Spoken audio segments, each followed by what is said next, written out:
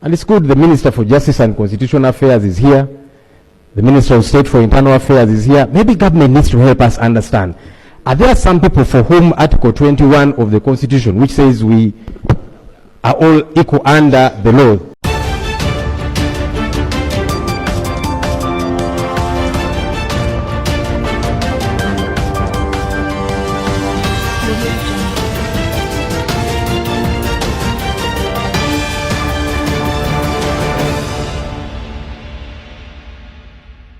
The leader of opposition, SSENYONYI, has continued to put the Minister of Justice, MAO, on the spot.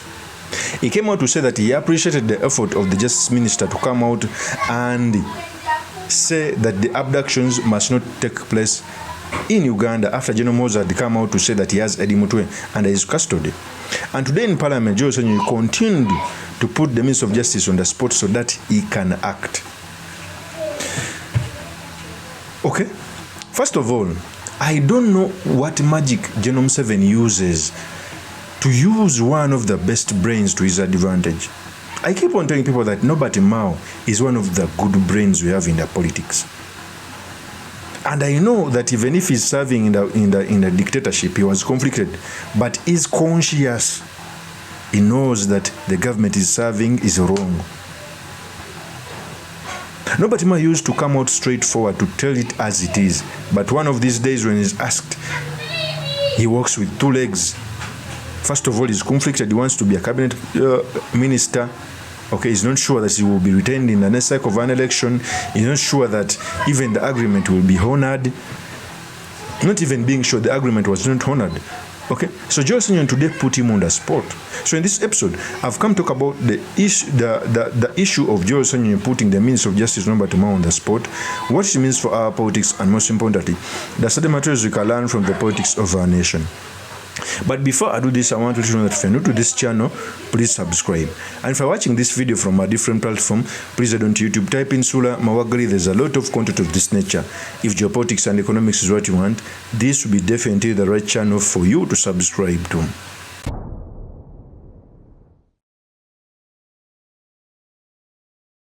So MAO is a Minister of Justice, courtesy of the DP agreement. I keep on telling people that MAO negotiated for himself, because in the agreement it says that MAO will be a cabinet minister.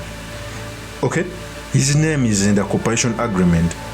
I remember there is a talk show where MAO was in, and he talked about Kamuzu Banda putting his name in the constitution. So even the DP and NRM agreement, MAO first negotiated for himself before even DP would get anything. But that will be for another day. To be fair enough, MAO has come out to speak against the abductions. To be fair, I think he's the only cabinet minister who has had a ball to speak against the abduction by General MUHOOZI Kainerugaba. I must give him that flower. Although he's not pushing it as he would have done when he was the opposition leader in DP. That's why I keep on saying that MAO is one of the biggest brains. But I think even his conscience in the NRM government knows that NRM government is doing wrong. So today, SSENYONYI came out to put him on the spot. In fact, SSENYONYI said these statements. Somebody says, I've got him in my basement. 8 days later, he's produced at Masaka Court. Something that we were happy about, because all along we were saying, if he has committed any offense, produce him in a court of law. He was produced in court, limping, with bruises, and all of that. 8 days. Police, which should ideally have been holding him, and only for 48 days, did not know where this person was. The Uganda Human Rights Commission, which we applauded, because for a very long time we have been asking, what is the Uganda Human Rights Commission doing? They released a statement saying, Chief of Defense Forces, General MUHOOZI Kainerugaba, release this man, because we know you have him. I guess because of that and a lot more other pressure, this man was freed. But my challenge, Right Honorable Speaker, is, and it's good the Minister for Justice and Constitutional Affairs is here, the Minister of State for Internal Affairs is here. Maybe government needs to help us understand.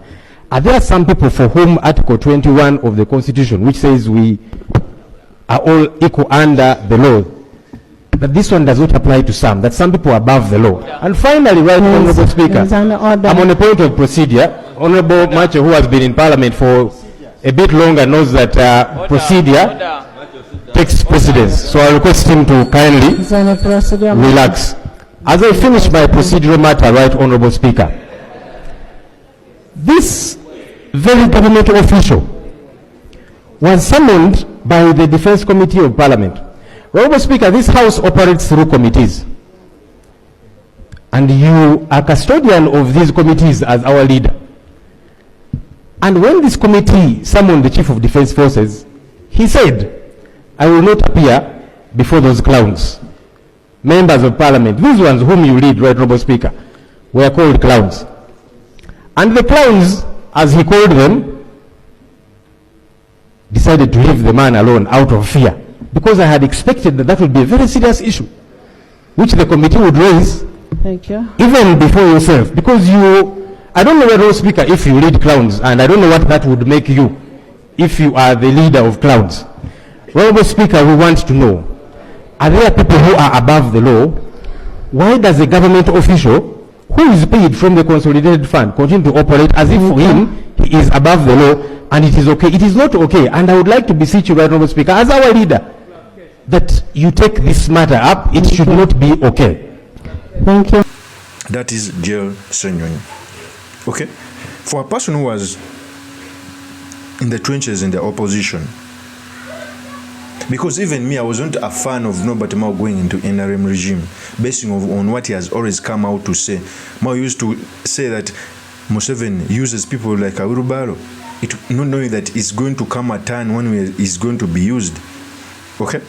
So I'm starting to think that even the reason as to why he's coming out to speak like this is not sure that the camaraderie between DP and NRM is going to stay, because even a simple cooperation was not honored at its fullest. Okay? Can you imagine DP is crying again so that they can form a new memorandum with the NRM? They continue crying. They are not sure that it's going to be gotten. And it was General Museveni's scheme to weaken the opposition. Trust me, even within the differences within the opposition, I wouldn't wish a brain of Mao to go in the NRM regime. Do you know how many years it can take to get another Norbert Mao when it's being destroyed by the regime? But of course, I understand his peers like the late speaker had risen up in the ranks to become the third most according to the constitution.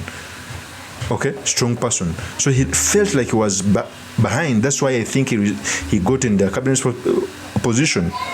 I came to know about this when they took the negotiator, General Museveni's in-law, came out to say that they had negotiated right after election. That's why the Minister of Justice docket stayed empty for almost 1.5 years, still negotiating with Mao. Okay, and I know his conscience maybe was hesitant to enter the regime because he knows what it means. Remember, if you're a cabinet minister, you have to take government positions. You have to come out and defend the government, even if it is wrong or bad.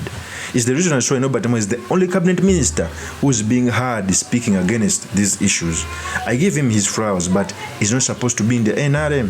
What pains me, the only thing that pains me on Norbert Mao, that one of these days is coming out to shoot at the opposition. Can you imagine? Even if you are coming out to say that the government should not abduct people, then why go on to shoot at the opposition? It is not worth. Okay? So, first of all, amidst all this, Norbert Mao still wants to be minister, because at least he saw his peers even within the party. Mukasambide was in Yala prospering. Okay? His juniors were prospering in everything. He was left behind, and I think that made him go in this cooperation. But the conscience, I know, still remains. And it is high alert, Norbert Mao. Come back home. You don't deserve to be in the NRM government. And stop attacking the opposition so that we can get a front to bring the change you deserve. Of course, that's my opinion. Do me a comment by commenting about this. Thank you very much for listening in. If this is your first time on this YouTube channel, I implore you to subscribe, like, and comment so that I can be motivated to do more of such videos. I'll see you on another one. Peace.